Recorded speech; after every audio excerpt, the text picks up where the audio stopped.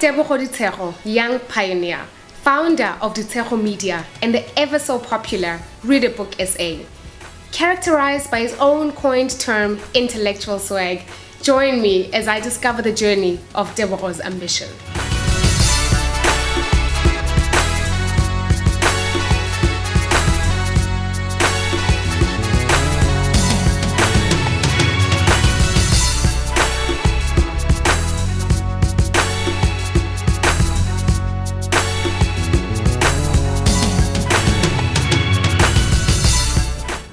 And to think all of this started with the initiative Read a Book SA. I quit my job and concentrated on business for the first time, and I failed. Thank you for joining me. How are you? I'm good, and how are you? I'm awesome, thank you. Great. I think we're talking about books. Yes. Mr. Read a Book SA himself. You're a busy guy. Yes, we started Read a Book SA on the 24th of April, Okay. 2012. Yes. And it was just our call to ensure that we spread a reading culture and make it cool to be intelligent, cool to be seen, reading Love a book. it. Yeah. We call it intellectual swag, Oh, okay. which means that it's cool to be intelligent. Yes. And we've been blessed because we currently have 30,200 followers on Twitter Gosh. and over 10,000 books which have been recommended by our followers. And I think it's very important. Wow. for us, So basically on your platform, there's a lot of people just recommending books that Yeah. people can read. Yes. That's also a nice way of getting people to start reading is through recommendation. And it's nice because we're not telling you what to read. Nice. We're allowing the audience Nice. to create the content and love say, it.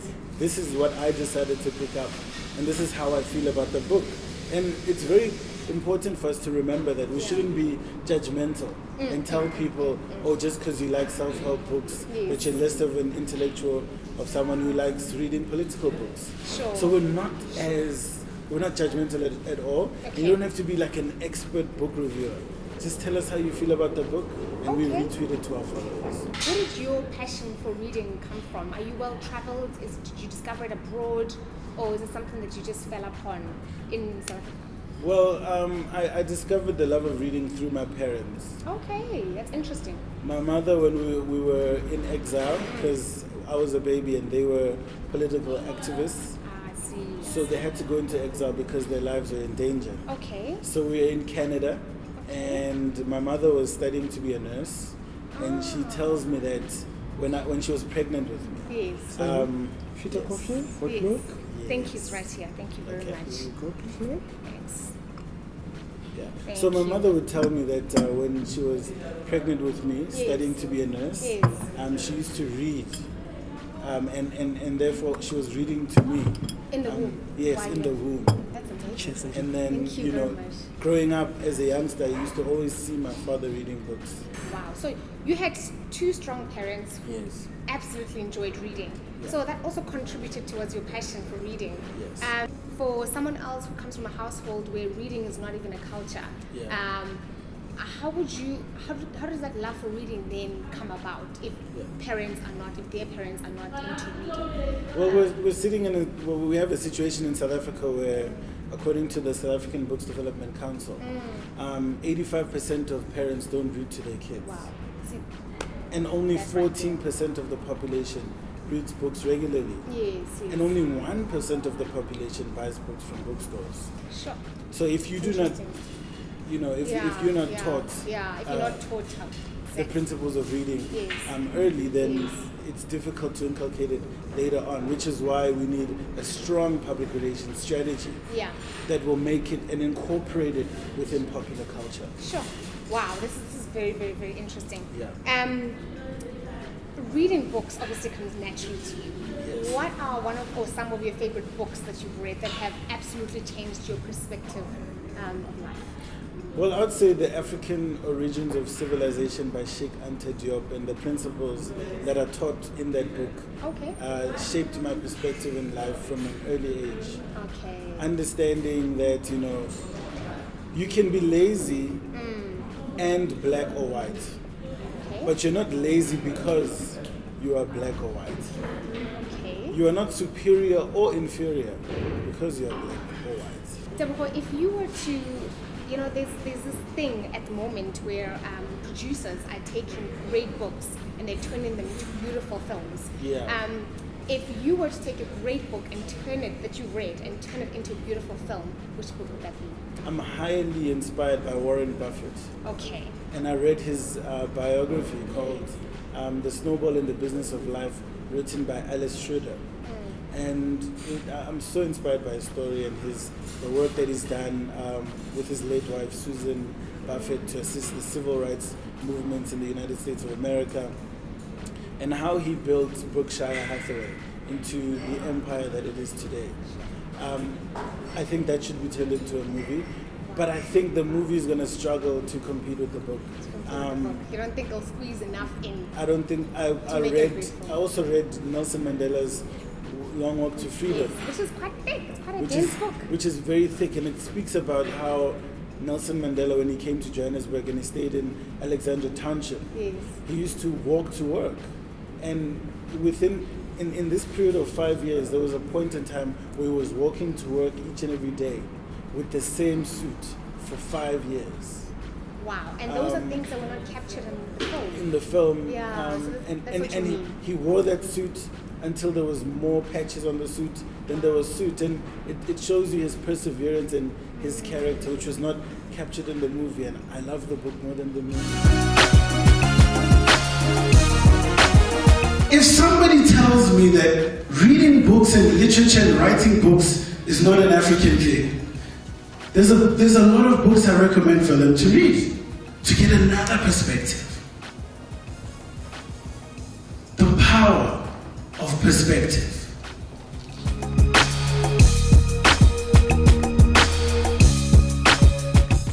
Yes. We were talking about your book turned into a movie. And one of your favorite books is The African Origins of Civilization. Is that right? Yes. And in this film, who would you star in that movie? Well, that would be difficult because I would be profiling. It's mostly profiling the history of Africa. Okay. So I think it wouldn't necessarily revolve around one person. Yes. But maybe if we're talking about the king of Egypt, Yes. Tutankhamen. Talking about roles and international stars. Yeah. You were off to the United States. Yes. Jeez, Yeah. right. Well, what's going to happen is Yeah. we were selected for the Washington Fellowship for Young African Leaders. Okay. Now, the application process was opened last year, Okay. and luckily I was selected amongst 46 South Africans Yes. who will be going to Washington for leadership training, Yes. academic coursework, and also networking opportunities. So they'll be linking us up with us as young African leaders and corporate networks in the United States of That is America. incredible. And to think all of this started with the initiative Read a Book Essay. Yes. It all started with you picking Yeah. up the book. What is it that I'm going to find in a book that I'm not going to find in a magazine or in newspapers? Let's say in life you always have an end goal that you want to reach. Yes. And hopefully your end goal is far. Hopefully it's not easy to obtain your ultimate objective in life. And let's say you want to go from Johannesburg to Egypt. If you're going to use magazines to get there, it's like using a bicycle. Okay. You get there, Yeah. but you might not get there at the time that you want to get there. Okay. If you want to reach Egypt through newspapers, it's like using a car. Sure. But if you use books, it's like an aeroplane. Okay. So you'll get there either way. Yes. And it's important that we understand that before you ride a car, you probably want to learn how to ride a bicycle. Yes. Before you learn how to be a pilot, you want to ride a Drive a car. car, yes. So magazines, newspapers are important. Yes. You can't go from here to the opposite end of the road using an aeroplane, but you might use a bicycle. Yes. You might walk. Yes. So they all have all a role to have a play. role to play. But reading books Yes. has a major role to play, especially if you want to make it that far. I'm gonna put it to you. I know you've obviously been through your fair share of challenges and your fair share of good times as well, as has any other person in the world. But I just want to know, if you were to write a book about your life, what would you want people to know that they don't already know? I think currently I'd be preempting that if I was to write a book, because I believe that I've reached probably 20% of my ultimate journey in life. Yeah. So we haven't even reached half, and who knows what's going to happen between 20 and 50%. Yes. So I say that there are small anecdotes that I'd like people to know. Like, for an example, that for me to do public relations was based on what happened in my English class. Okay, what happened to your English class? It started with Mrs. Steele, who was my English teacher. Yeah. And I was doing a speech, acting a fool in class, and she called me outside, and I thought I was in trouble. Okay. Because I was usually in trouble. Okay. Okay, you even remember her name. You know she had you. So she said, you know, Tebogo, Yeah. you've got a talent of public speaking. Okay. You should enter the speech competition. And that was in Princess High School. Yeah. And I entered the speech competition, and I won a few times. So she was right. And I ultimately thought I should invest in that talent, in those strong attributes of communicating. Okay. That is why I studied public relations. Wow. So it's connected to my personal talent, something that I ended up becoming passionate about. Okay. And another anecdote that I would like people to know is that when I registered my company in 2011, August, well, I submitted the forms obviously before then, but it was officially registered at that time. I quit my job and concentrated on business for the first time, and I failed. And I rented out my car. So you purchased a car, and now you're having to rent it out. I rented it out to a lady at that time. Okay. So that I can pay for the car for a few months. How long did this go on for? It lasted a few months before I ended up saying, you know, I need to find a job. So I went and I found a job. Okay. Worked on some great projects like the Mandela Banknote campaign. Yes. Wrote speeches for the president of the American Chamber of Commerce. Yeah. Did PR for City Private Bank. I quit my job again and I started my business again. 12 months later, I was on the Forbes list of top 30 African entrepreneurs under the age of 30. So, okay, you quit your job twice. Yeah. Right. The first time you quit it, you found yourself having to apply for UIF and of course, you know, renting out your car. And then you went back into the workforce and then quit again. Yes. Now, this time around you made it. What happened the first time around? Well, I must say there's never a right time to quit. Yeah. There's never a right time to start. You just need to start at some point in time. Yes. And you need to understand you are bound to fail. You see, if you can get that, if you can accept that you're bound to fail, if you can accept that sacrifice comes before success, and there's a lot of things you're going to lose, then you are ready mentally to move forward. So the first time that I started, there's so many things that I did wrong. I'm sure that even now there are a few things that I'm doing wrong. Yeah. But you need to realize that if you invested in yourself and you are following something that is related to your strong points, Yes. and you never give up, Yes. 95% chance that you're going to succeed. And I think that's what it's all about. Failing is a part of the journey. Yes. And perhaps when I started off, I approached 2 big clients. Secondly, there's a difference between being educated and having experience, and being able to do the job and having experience in running a business. So that is why initially Yes, it was a bit didn't rocky. work out. Okay. It was a bit rocky. Okay. But that experience helped me the second time Okay. around. Okay. Hi, I'm Tebogo Ditshego. I'm the CEO of Ditshego Media. I'm also the founder of Africa's biggest book club, Read a Book SA. Behind me, we have a legendary leader, the late former President Nelson Mandela. He says that the greatest glory in living lies not in never failing, but in rising every time we fall. And I think that's very important for us to understand, that in order to succeed, if you fail 6 times, you have to stand up 7 times.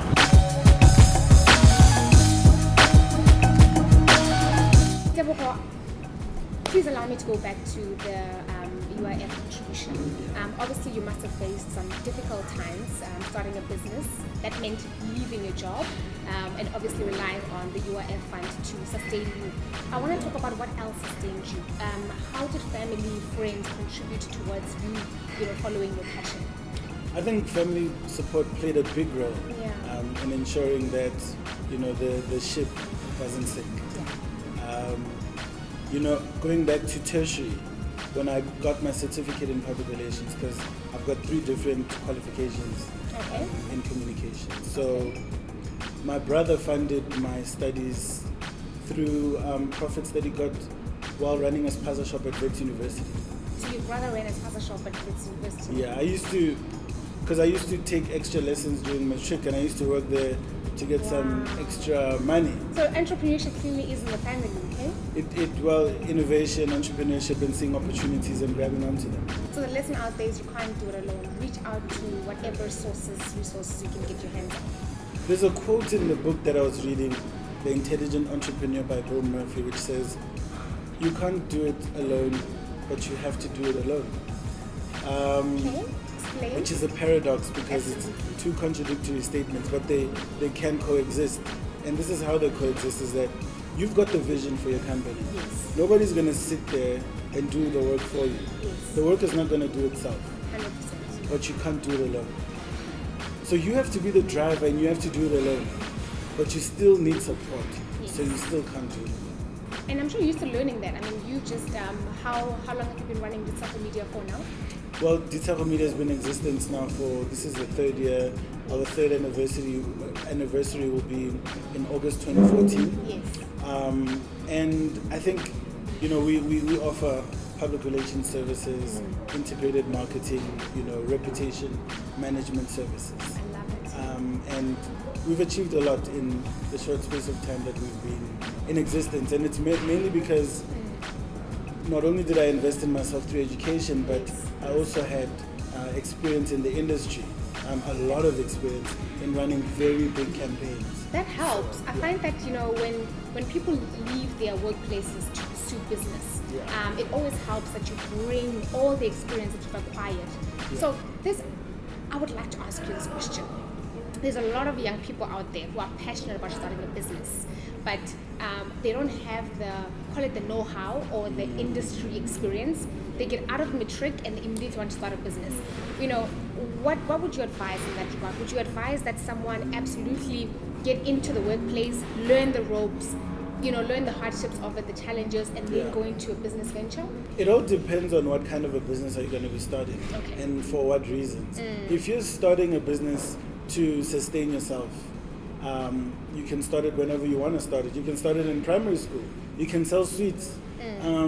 But if you want to start a big corporation or a small to medium-sized enterprise, if you're going to learn from my example, I think it's important for you to first understand what are your talents, what are your passions, and invest in that through education. And then get experience in the industry so you understand what people are doing right, how do processes operate, but then also look at the gaps where people are not filling. I want us to address the problem of how do I give back into society. There's a lot of young people asking themselves, I'm knowledgeable, I'm educated, I am a driven person, but I don't know what I should do to give back to those that don't have. How would you advise they start? I think we need to look at it in the context of a developing country. Think about the fact that we do have over a 24% unemployment rate. Yes. Think about the fact that opportunities are a begging, but we've got a lot of resources in the country. And how do you give back in a way that opens opportunities for you? Yes. I think that is how we should look at it. I like that. Give back, but still have a skew towards an opportunity. That will assist you. Now, it's very important for us to understand that if you are, let's say you're an accounting student, you can give back by giving maths literacy classes to primary school students. I love it. And that gives you experience in working in the accounting field. You put it on your CV, and you're helping so many other children out there with their work. So it's an integrated kind of giving back, but also be realistic in how you give back. I like what you said earlier on, and I want to expand on it a little bit. You spoke about people giving maths. If you're passionate about maths and you know maths really well, going into a school and teaching them about mathematics. But practically, how would people do that? If I'm passionate about music, is it a case of me just walking into identifying a school and saying I want to teach music? Do people have to use that initiative? Because what I find that young people struggle with is taking that initiative. Is that they wait for programs or for things that appeal to them and then they apply, as opposed to going out there and fetching it and saying I am offering this. Do you find that is something that we are struggling with as young people who are knowledgeable and experts, that we don't have enough initiative to get things going and get things started? It's because we're waiting for opportunity to come to us. And we're looking for formal ways to get opportunities. Formal ways, yes. So you want to open a newspaper and you want to apply for a position. You don't want to look within society and seek out the opportunities. Now, I want to go back and say, if you...